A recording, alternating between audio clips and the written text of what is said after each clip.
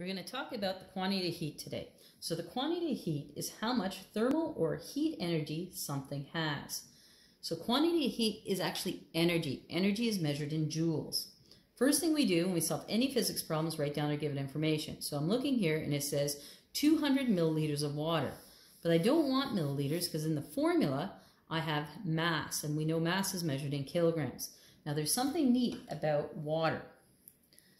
1 milliliter of water is actually equal to 1 gram of water.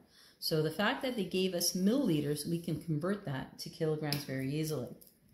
So I know my mass is 200 milliliters, which is the wrong unit, which is equal to 200 grams, which is the same as 0.2 kilograms.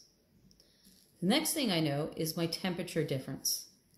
My initial temperature, T1, is equal to 15 degrees Celsius. My T2 is equal to 40 degrees Celsius.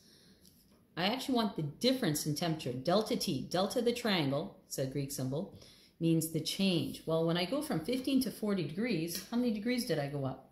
Let's figure it out. So delta T is equal to T2 minus T1, which is equal to 40 minus 15, which will give me 25 degrees Celsius. So the change in temperature, so let's say today I went outside in the morning, it was 15 degrees and went all the way up to 40, which would be interesting. It would increase by 25 degrees Celsius. The next symbol I need is little c. Little c is the specific heat capacity.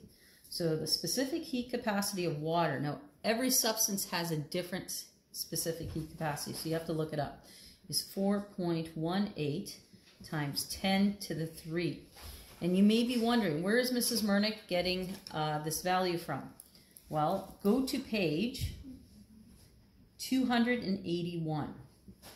So in your textbook on page 281, you're going to see a table there, and it has a specific heat capacity of a whole bunch of different substances.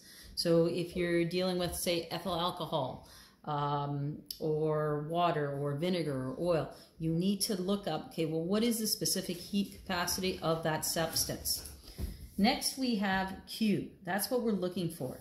The question asks, how much thermal energy is absorbed by the water? So I'm looking for how much heat energy did I absorb. So I'm looking for Q in this case. So let's solve this. I know that Q is equal to mc delta T. M is my mass, which is 0.2. C is 4.18 times 10 to the 3. And delta T is 25. Put that into your calculator and you end up with 20,900. And because we're solving for an energy, the units have to be joules.